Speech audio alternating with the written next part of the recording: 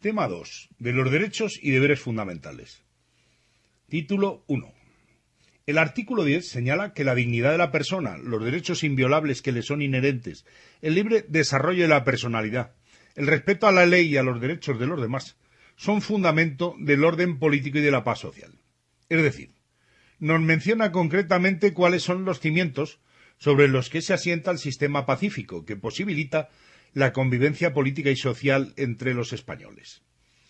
Entre estos cimientos cabe destacar la dignidad entendida como el sentimiento que nos hace sentirnos valiosos sin importar nuestra vida material o social. Por lo tanto, se basa en el reconocimiento de la persona de ser merecedora de respeto, es decir, que todos merecemos respeto sin importar cómo seamos.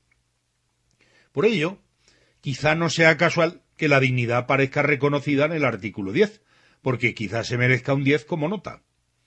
A continuación, el párrafo segundo del mismo artículo 10 especifica de qué manera debe interpretarse, es decir, determinar el verdadero sentido y alcance contenido en el tenor literal de los derechos fundamentales y libertades públicas, estableciendo que las normas relativas a los derechos fundamentales y a las libertades que la Constitución reconoce se interpretarán de conformidad con la Declaración Universal de Derechos Humanos y los tratados y acuerdos internacionales sobre las mismas materias ratificadas por España.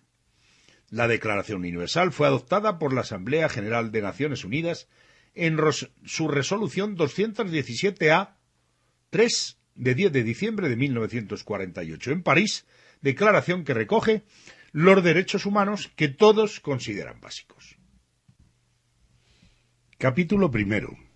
De los españoles y los extranjeros.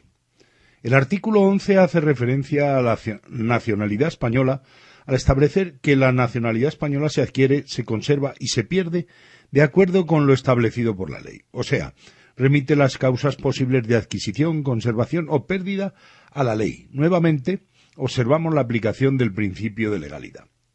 A continuación, el artículo 11 señala una importante garantía para los españoles, estableciendo que ningún español de origen podrá ser privado de su nacionalidad.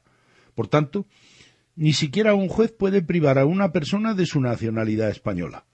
Continúa el citado artículo refiriéndose a los países con los que se puede concertar tratados de doble nacionalidad, manifestando que el Estado podrá concertar tratados de doble nacionalidad con los países iberoamericanos o con aquellos que hayan tenido o tengan una particular vinculación con España, señalando que en esos concretos países, aunque los mismos no reconozcan a sus ciudadanos un derecho recíproco, los ciudadanos españoles pueden naturalizarse sin que por ello se vean abocados a perder su nacionalidad española.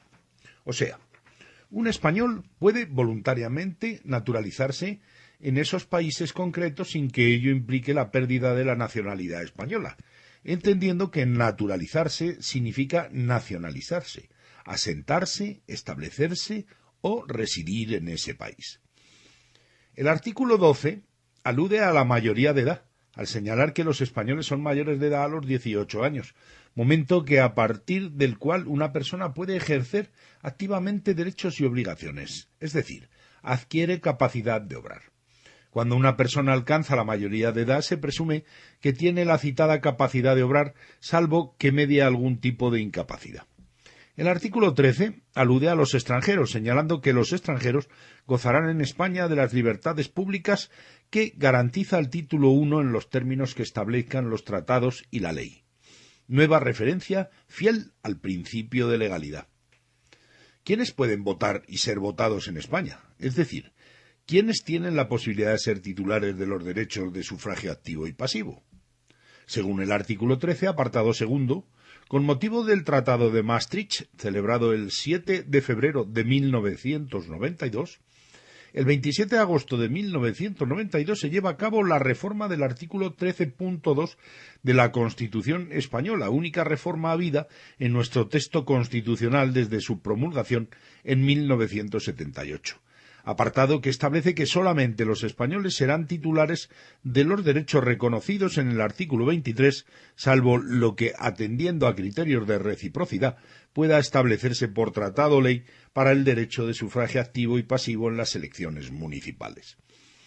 Introduce el artículo 13 la cuestión relativa a la extradición, al establecer que la extradición sólo se concederá en cumplimiento de un tratado o de la ley, atendiendo al principio de reciprocidad. Quedan excluidos de la extradición los delitos políticos, no considerándose como tales los actos de terrorismo. La ley establecerá los términos en los que los ciudadanos de otros países y los apátridas podrán gozar del derecho de asilo en España. La extradición es el procedimiento por el cual una persona acusada o condenada por un delito conforme a la ley de un Estado es detenida en otro Estado y devuelta para ser enjuiciada o que cumpla la pena ya impuesta. La extradición se basa en el principio de reciprocidad, es decir, si se pacta entre Estados en base a un acuerdo por el que uno concede la entrega de una persona a otro a cambio de que este último Estado haga igual concesión. La concesión de la extradición cabe, por tanto, en el marco de lo expuesto en virtud de ley o tratado internacional. Por supuesto, en los Estados de Derecho no cabe el concepto de delito político